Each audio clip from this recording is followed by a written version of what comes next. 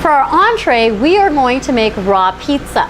And for the crust, it's totally gluten-free. In fact, it couldn't be any easier. We're using a Portabella mushroom. So you get your Portabella mushroom and you've got your stem and you do a gentle rocking motion, okay?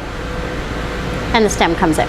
Now, I like a pizza sauce. So what we do is we do the hard thing. And the hard thing is to take tomatoes, which are beautifully farm fresh like this, okay? And you cut them kind of in quarters. We dehydrate them. You can bake them in the oven at 150 or 175 until they look like this.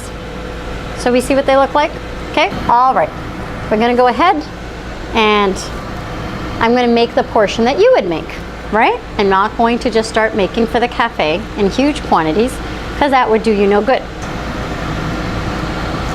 6 tomatoes, I'm gonna do 8. And the reason why I'm gonna do 8 is I want there to be enough for each of you, okay? Actually, I'm gonna do 12 because I'm hungry too. So if you don't know, right now is the season of garlic.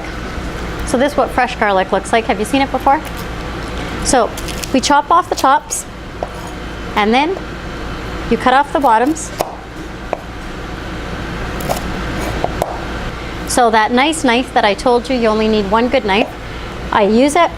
You smash it, makes it easier to peel, and also starts awakening the enzymes in our garlic. So that's good. All right, as soon as you've smashed it a little bit, on these ones, I mean, I've even done them in the Vitamix where I don't peel them, but they are beautifully white, just like any typical garlic inside. Okay, so just because it's red on the outside doesn't mean anything. So that was 3 small cloves of garlic. If you were just getting the ones from the store, I would probably go with 2 heads. Okay, but this was 3.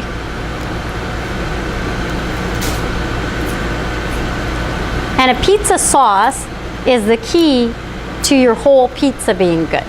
This is going to take us the longest, and there's a reason for it. All right, so we have our tomato, we have our garlic. Next step is our olive oil.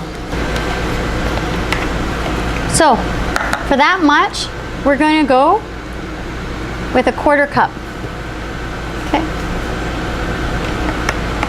of olive oil. And we're going to go with 1/8 of a cup of lemon juice. So half the amount of lemon juice as you did olive oil. There we go. And then of course we need salt.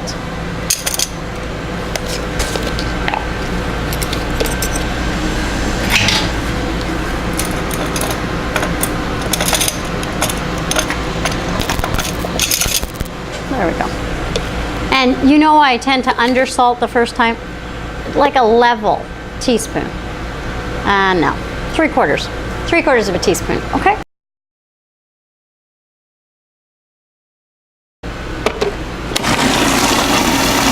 Now, doesn't that look like cooked sauce? That's what we're after. Your sun-dried tomato sauce is not gonna look like this. Your salsa is not gonna look like this. So, that's what it is. Now, I like a mixed sauce. I like tomato sauce and I like pesto. Garlic and chipotle. Okay, that's what you're tasting is garlic and chipotle. You know that you haven't added enough salt when you taste other seasonings first, okay? So you should be able to taste the tomato. If you're tasting the garlic and the chipotle instead, it's because you haven't added enough salt. So I've adjusted. Once this is right, I'm gonna pass that bowl around again, and then you're gonna taste what it's supposed to taste like when it's right, okay?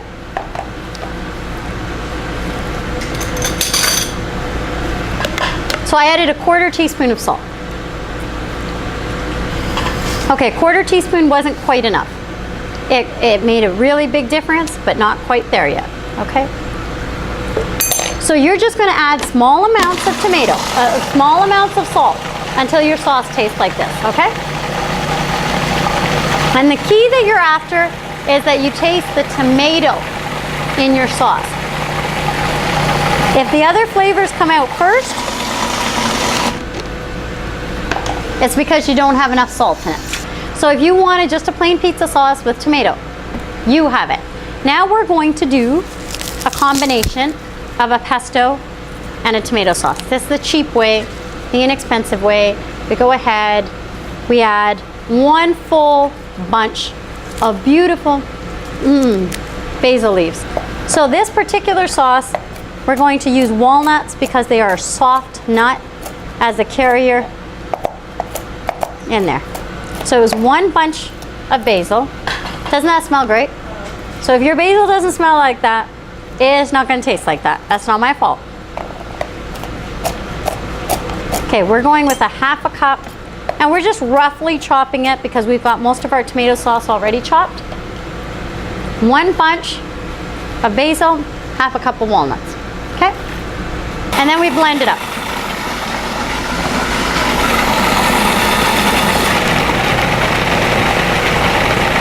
And when the green leaves get small, your sauce is ready. Now this is, if you had this on a cooked pizza, you would be in heaven, right? So this is a pizza sauce to me.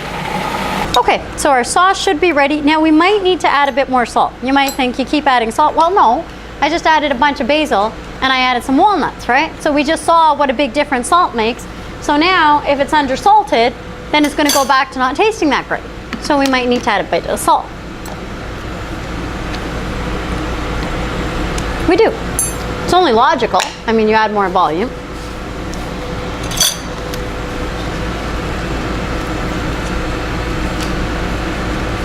So that was like between 1/8 of a teaspoon and 1/4 teaspoon.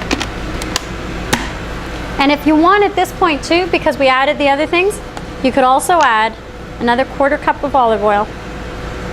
Well, 1/8 of a cup. I wouldn't add a full 1/4 cup. Just a little, like 2 tablespoons. Okay. And if you added 2 tablespoons of olive oil, how much lemon juice would that be? 1. Because it's half the olive oil. There you go. Now pizza toppings. Pizza toppings can be whatever you want. A nice pizza topping is always spinach. I mean, farm fresh spinach. It's nice and soft. It's easy to chew. I usually cut off all the bottom parts and then I look up here and typically, I mean, if you got a wet leaf, it'll show really easily. You remove it. If you have dirt at this point, you must wash your spinach. But if there's no dirt at this point, then the farmer did a good job. Spinach grows so close to the ground, farmer needs to wash it.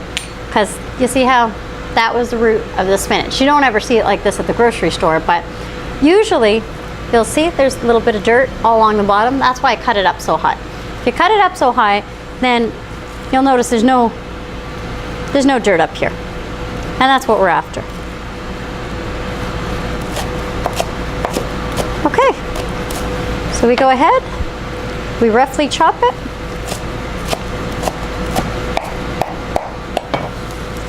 There we go.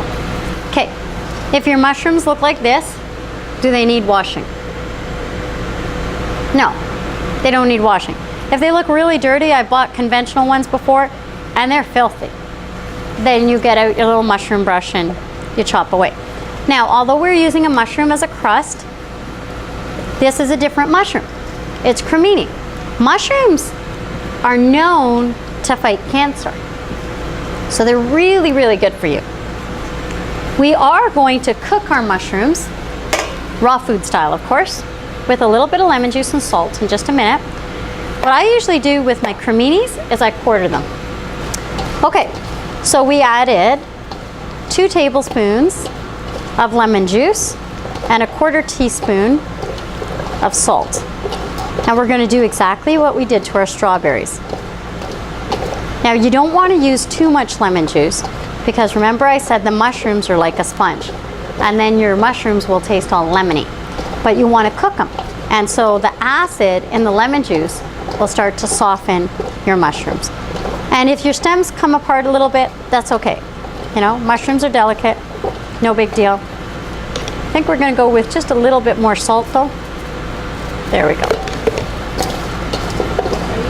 So at this point, I like to add my spinach to the mix because I want my spinach to wilt a little bit too. And I'll massage it. And you'll notice that your spinach will start to go a deeper green, almost as though you've sauteed it.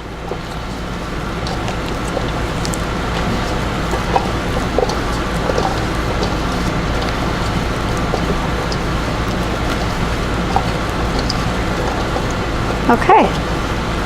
Now isn't it looking pretty in terms of color? Very pretty. And now we can add more tomatoes to the top if you want. I'm going to chop up that one tomato that we did into small little dices because tomatoes are excellent for you. Broccoli I cheated on. I went ahead and I shredded it over there because you know me and just wanting to do it ahead of time. So if you do the broccoli real small like this, that's nice. Avocados are fantastic. So it makes it almost like a tostada pizza. We do that quite a bit here at the cafe.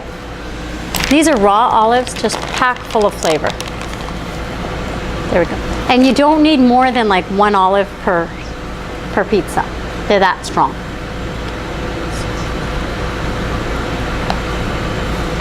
I got a little olive pitter thing. I find it easier just to do it by hand. So we'll garnish the pizzas. Today you will get olives and avocado. And that's pretty much all of our toppings. So if you didn't have spinach, could you have used kale? Yes. Could you use lamb's quarters? Yes. Could you use any kind of green? If you don't have broccoli, could you use cauliflower? Yes. You can basically just use whatever you've got, right? Onions you can use if you want to use onions. Even corn, like I said, frozen corn on top for color would add a nice touch of yellow to it. I like the olives because they always add a nice dot of black, which is great. Remember, I'm Indian, so my food has to look pretty like a multicolored sari. So, there we go. So we chop them until they're really, really small. And we're not going to use all these olives on just our pizzas. Okay. There we go. Avocados, usually what I do is I cut them in half in the middle, like that. Take it apart like this. Use a spoon. Scoop out the center flesh. Okay. I usually squeeze just gently. Your avocado should always be right. Pip pops out. And then you use the spoon.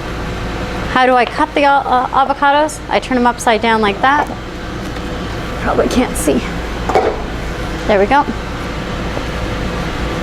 Just nice long slices. I'm going to do 2 of them so that we have enough for all of our pizzas. All right, so we have our crust. Delicious and nutritious. We top it with tomato sauce. And that's how small the green leaves were in it. Okay, so you've got that. Then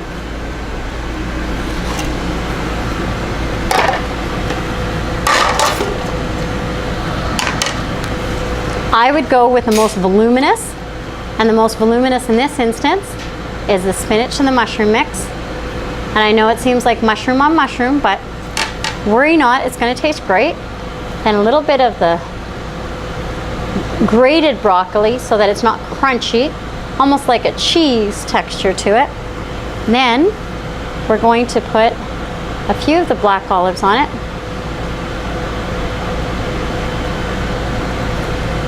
One thing we forgot to do is salt the avocados. And that is an important step because avocados inherently don't have a lot of flavor, so they do need to be salted just slightly. There we go.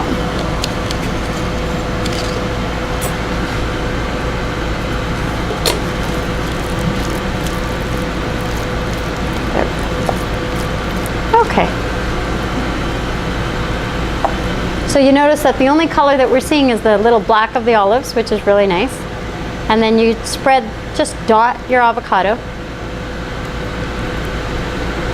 And then I would, in this instance, put another dollop of tomato sauce in the center.